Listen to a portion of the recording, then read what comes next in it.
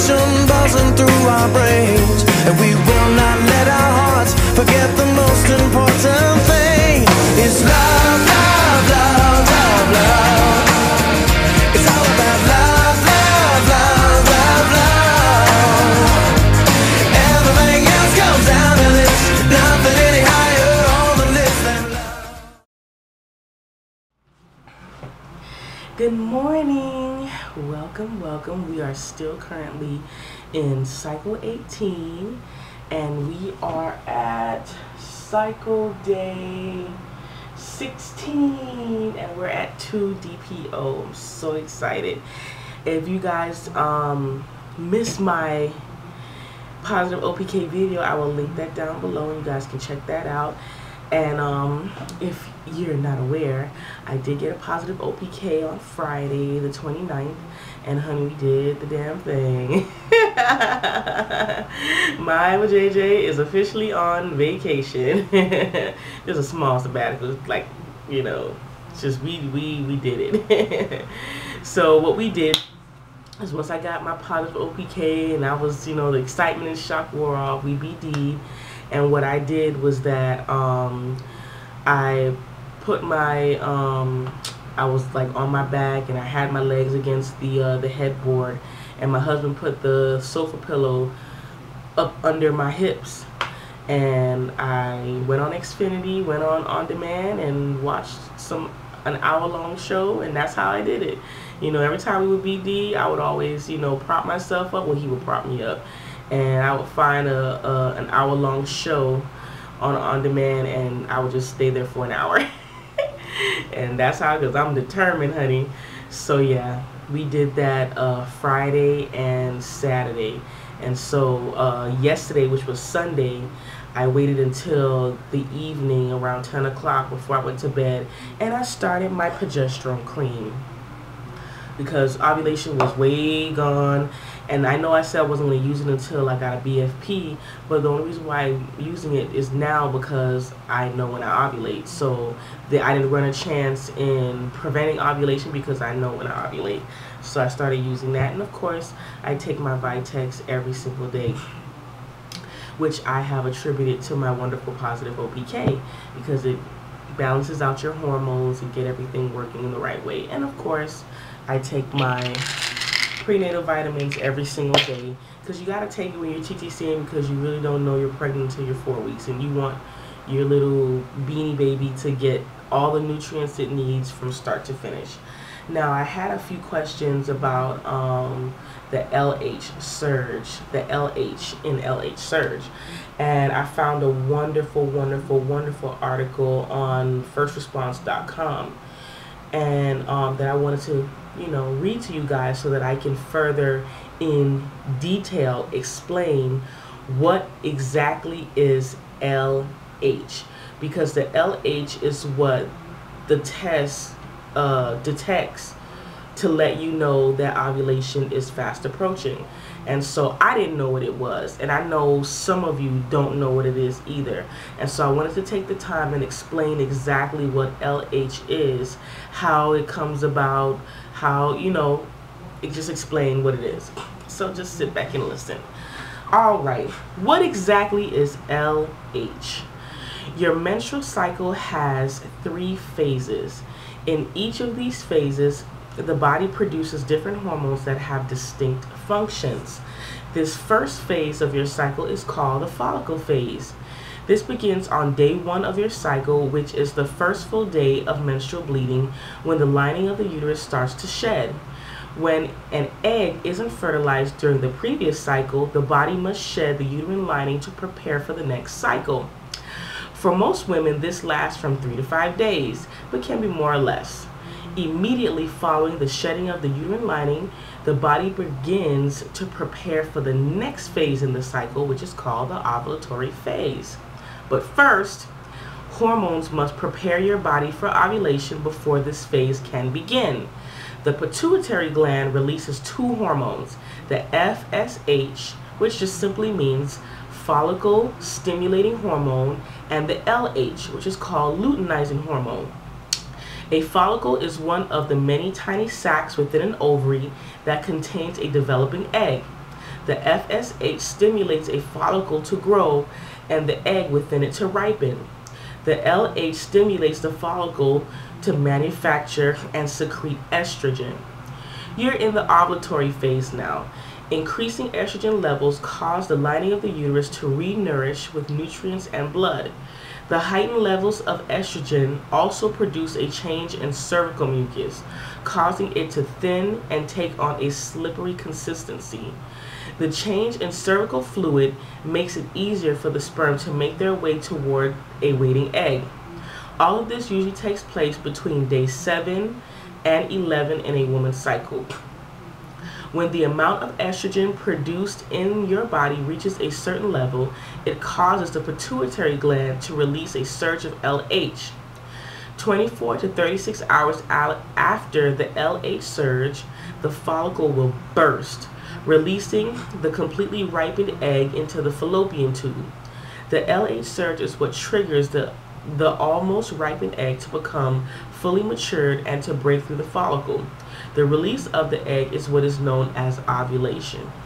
Now, this is the reason why I take Vitex. For those of you who are unfamiliar, I'm taking the Vitex because I don't produce enough of the hormones, the LH, to get that surge. And so what the Vitex does, it stimulates the pituitary gland so that I'll have that surge. So yeah, this is why I take this. Okay, moving right along. The liberated egg now floats down the fallopian tube towards the womb. If it isn't fertilized, it has a survival window of about 24 hours. Sperm can live longer and may already be present before the egg is released, or sperm may arrive in the 24 hours after the egg has been released. Therefore, the day before ovulation and the day of ovulation are the 2 days in your cycle when you are most fertile. The 2 days you are most likely to conceive. Since the LH surge always precedes ovulation, detecting this hormone is critical in predicting your 2 peak fertile days, which is where the test comes in, and that's how you find out. Next, the follicle in which the egg bursts through, called the corpus luteum, starts to shrink and begins to release progesterone and estrogen. Progesterone further prepares for a fertilized egg by building the lining of the womb, with an increase in blood vessels, which is why I'm using the progesterone cream, so it kind of tricks your body into thinking that it's kind of like pregnant, sort of like. And so, you use the progesterone cream to kind of like get that process to be like strong. The final and third phase of your menstrual cycle is called the luteal phase and follows ovulation. If the egg is fertilized, the HCG is produced by the body and pregnancy tests are designed to detect it. HCG keeps the follicle from shrinking completely so it can continue to produce progesterone and estrogen.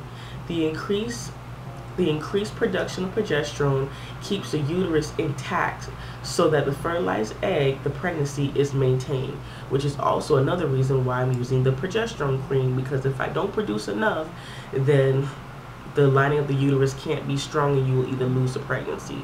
And so that's why I'm supplementing with Vitex and supplementing with progesterone cream, so that I can make sure that if I do become pregnant, I can maintain my pregnancy. So yeah, if the egg is not fertilized within 24 hours, the corpus luteum dies and progesterone production slows. When there is no longer enough progesterone to supply the uterine lining with blood, after around 11 to 14 days, the start of your period, your menstrual cycle, begins again. And so that, in a nutshell, is the entire different phases of your menstrual cycle. And when I read that, I was just like, everything just became so clear. And so I hope it was clear for you guys. I try to read like I have some sense. So yeah, another great website, and this was on firstresponse.com. So any type of information, they have wonderful articles about anything that you want to know. They have, trying to get pregnant, family planning, and all of the different informations and They also have like videos and testimonials of people who are trying to conceive and the things that they went through and stuff like that. So it's a really, really great website if you want to learn more about your cycle and how to do things. Another site that I really like, that I heard from another YouTuber, is called mybeautifulcervix.com, and this pretty much tells you what your cervix does, and it shows you pictures of different types of cervixes, like cervix, during different parts of the cycle, also during menopause, pregnancy, and during when you get a hysterectomy. I can't talk. Anyway, so I thought it would be interesting to show my husband, what the cervix looks like and what's the goal, to get all the little spermies, in there. And it was so funny because while we were BDing, I was like telling him, I was like, go look in there and see if you can see it. And he was like, I do see it. He's like, oh, that's what that is. And so I thought it was kind of interesting because I was trying to feel for it. I think I felt it, but I don't know. I tried to feel it. They show you, they like give you information on how to feel for it or whatever, so you could check your cervical mucus, and it moves, when you're about to ovulate and stuff like that. So they tell you all that stuff. So if you want to check it out, I'll put the link down below. It's called mybeautifulcervix.com. So yeah, this cycle, I am like, this is like the most prepared that I've ever been out of all of the cycles that I have been TTCing and trying. Like, I really learned a ton from watching other YouTube, doing my own research, and I'm just like, I know what to do. Like, I know what to do. And so I'm just like, this is gonna be a very, very long 2-week wait, because I'm just like, I hope it happens, because we did everything by the book this time. And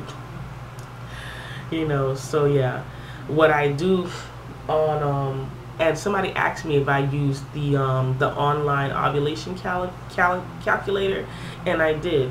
And what it pretty much told me, what you pretty much have to do is you go on firstresponse.com, you type in your last period, the first day of your last period, which for me was March 17, 2003. And my cycle, of course, was 25 days.